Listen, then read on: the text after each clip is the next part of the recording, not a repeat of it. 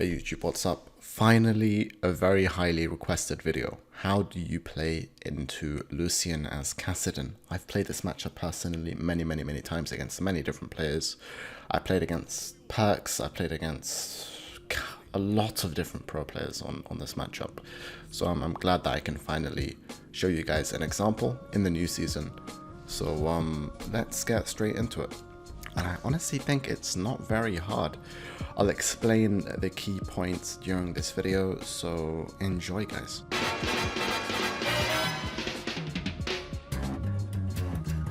Alright, so step 1, runes and masteries. I personally go with the electrocute into resolve setup. Now the reason you actually do want to go for the electrocute is because you actually need to trade with Lucian post 6. And the reason why I prefer bone plating instead of second wind is because once again after level 6 you have to play aggressive. Now obviously you can also go for the presence of mind tenacity, and in my opinion you only should go tenacity if they really are heavy in CC. Here are two other viable rune pages. The first one on the left being a way more safer rune page. This is if you actually want to go even in CS early game. However, I don't like it because it doesn't really allow you to win as decisively post 6, whereas the second one on the right is somewhat, you know, a bit safer, but the domination gives you better scaling. Now another very key point, start cloth armor guys. Cloth into 4 pots. Now this is really important, and the main reason you want to do it is not only does it give you great sustain and it allows you to actually keep up in CS early game, but it also allows you to go Seeker's Arm Guard Rush. So this build will give you Seeker's Arm Guard at around level 5, level 6, if you farm perfectly then around level 4. And that's why cloth is really good early. Now let's talk about early levels guys. Early levels you're going to get slapped around. As you guys can see, expect to be around 20 CS down. Your goal is to survive and to get Seekers as soon as you can. You will get zoned off for most of the CS. That is completely normal. You need to expect it. It's completely fine guys. Don't really worry too much about being down in CS early. What matters is that you get the melee CS and that you don't take too much damage. You're going to be trading CS for HP most of the time if you're against good players, and usually good players will slack waves against you and try to slow push and harass you as much as they can under turret. This is all completely fine. You're gonna get slapped around. It's Lucian into Kassadin. There's not much else you can do. Now, one thing which is very important, which you guys see me do in this video, is make sure that you use your Taste of Blood off cooldown. And as you guys can see, this was, I think, one of the first game of the day for me. So I was misplaying left and right. You know, I was taking free hits. I was missing CS that I wasn't supposed to be missing.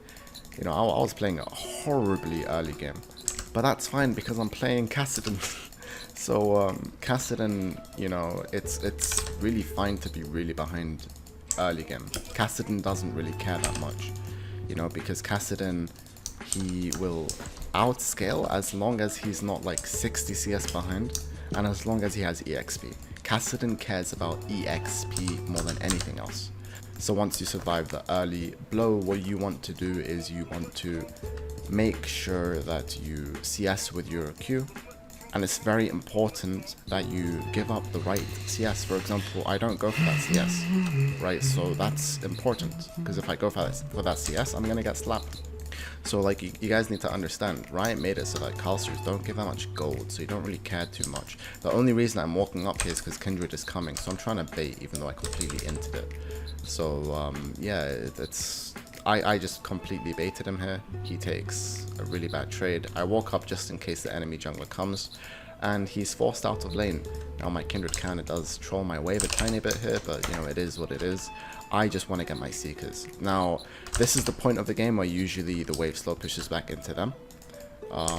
you know, let's just say that my jungler doesn't come here. What I would want to do here is I would just want to do the same thing that I'm doing now, which is look to recall, get my Seeker's Arm Guard and back. It's very important that you recall in the way that I'm recalling right now, because look at Magifelix, sneaky little guy trying to cancel my recall. So yeah, just make sure that you don't get cancelled. If your recall gets cancelled here, you're completely screwed. Alright, now we've gotten into the interesting part of the game, level 5. So level 5, you're almost level 6 obviously, and level 6 you can actually start playing the game. Okay, calm down, the wave will push back into him. This is inevitable. At this point of the game, you're simply just gonna have to give up a bunch of CS, just so that you can ensure you get level 6 without dying. Now you know you've got your Seekers, you can start stacking it up. Your aim right now is to recall at around level 7. The reason why is because you're going to take a shit ton of damage whilst you're level 5. If the Lucian is good, he's going to look to harass you as much as he humanly can. Magifelix kind of trolls here. I don't think he should have hard pushed the wave in this way. You know, you don't really care about losing casters, guys. Now, the reason I end up pinging help me, guys, is because I see on the minimap, I see that Senna is recalling, Bard has a roam timer, and the Kindred is around. So now I know that my teammates can actually help me out here. Now, this is where it's getting interesting, guys. I know that I just said that weird, but listen up, guys. Think about it. Lucian has 500 range on his auto attacks and a very high cooldown on his E. It's like 23 seconds. Now, yes, he does get it back, but it will only go down to like around 18 seconds, right? So this means that he's very easy to gank. Now, the good thing is that you actually win 2v2, and the reason why you win 2v2 is because 1, your Q cancels his ult, so as long as you save your Q, right, you don't Q him randomly for damage, because you're going to be maxing your E in this matchup, and 2, you're going to be tanky because you've got Seeker's Arm Guard. Now, this is an example of how you can cheat waves. You know, Kassadin obviously can move faster than Lucian, so you can just basically just move way faster than he can, which is an advantage that you have. But at this point of the game, just try your best, you know, to be proactive on the map. You can move around on the map, like guys. As you guys can see, I'm moving faster than he is. So I'm actually able to help out my teammates. Now, of course, it is somewhat support gap, but, you know, at the same time, games like this will happen where your support is faker.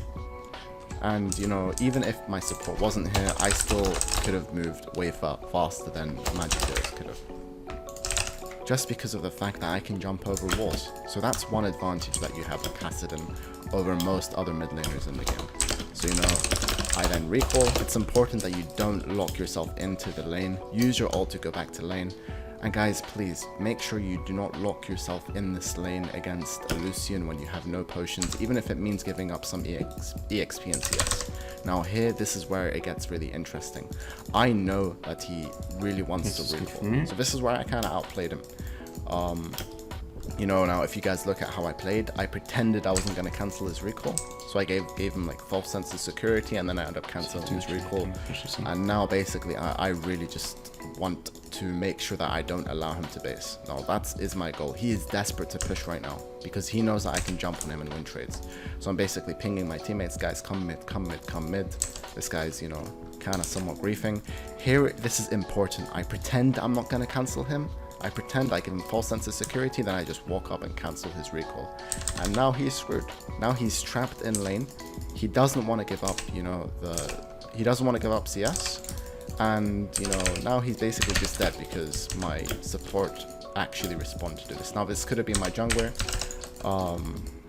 Even if this was Kindred, he would have died. So, you know, make sure that you ping your teammates to move in opportunities like these. Now, even if my Bard doesn't come, he's still going to be screwed there because it's very easy for me to basically just deny him a lot of CS. And yeah, this is where I basically start winning. Now, this point, this game becomes very Fiesta, very fast. You know, random stuff is just happening left and right. And as you guys can see, so at this point, what you want to do is you want to bait people to fight you by just pressing R and E, just like this. You know, slow 2 people, baited the Renekton to go in. It's pretty simple. A lot of people think that on Kassadin you're just supposed to sit back and, you know, farm and scale, and nah, man, that's not how you play Kassadin in solo queue. It really isn't. At this game, I'm super behind in CS. No one saw that word. I'm super behind in CS, but I'm constantly just looking to make plays around the map. I'm constantly moving around, you know, roaming. I've roamed top lane a few times. making plays with my team, and I'm just giving up CS to be able to actually impact the map and to be able to make plays. Now obviously I did lose a lot of CS in this lane. I think I was down like 30 or 40 CS, but like I said guys, it does not matter. You hard outscale this matchup and you hard win this matchup after level 6, level 7, because the enemy simply doesn't win 2v2. It's that simple. That's the reason why you win this matchup, because they don't win 2v2. So here's a little trick you can do in Kassadin. You can jump over the wall and then, you know, you get really easy kills. Now then again, he did flash there, but if he, you know, different players will usually walk up there because they don't see you, and then you can easily just sneak in a few free kills. At this point of the game, you want to be playing around fog of war. Just abuse the fact that you can just flank people really easily, and basically just look to make plays. Like I said, level 11 in my opinion is actually one of the strongest points for Kassadin in the game in this new season. People really need to understand that, like I said, don't just sit back and scale, guys. It's so cringe when people think that that's how you're supposed to play Kassadin. I cringe personally every single time someone on my team is like, yeah guys, we outscale, we don't have to force anything. It's really dumb in my opinion, because I really hate playing Kassadin in that way. I believe that, you know, you can be really proactive in Kassadin. You can join fights early. You can add on a lot of value with your alt E. You know, you can slow entire teams and damage entire teams with your E. It's just really easy to bait people's spells and to force them to focus you, then to ult your way. You know, there's a lot of things you can do. A lot of ways you can add value on with Kassadin and skirmishes in solo queue. But yeah, essentially that's how you lane against a Lucian. You just have to cheat certain things, and you have to understand that there are timers that you play really safe in, and then timers where you play really aggressive in. I won the lane because I was able to cancel his recalls and set up freezes, and that's essentially just how you play it, really. You know, level 6, you just ping your team, you tell them, listen guys, Lucian either has to play up in my face to deny me CS, or else we're going to be even in CS, and then I'm going to outscale him anyways. So just tell your team, look guys, just gank the Lucian, he will play overextended. I've played against like 40 Lucians, and I don't think there was ever a time where I was not able to chain kill the Lucian over and over again, because Lucian, people don't pick Lucian to play safe, they pick Lucian to try to perma kill you or to deny you, and if they're not doing that, they usually get really tilted. So enjoy the rest of the game guys, and leave a comment on what you guys think of this video, and see you guys in the future.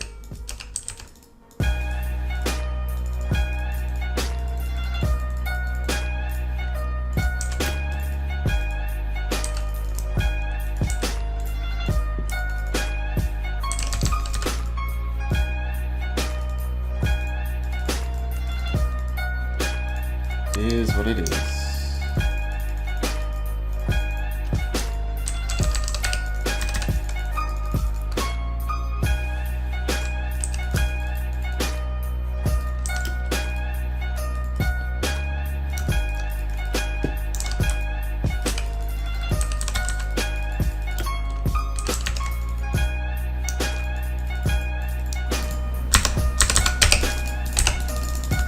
What the?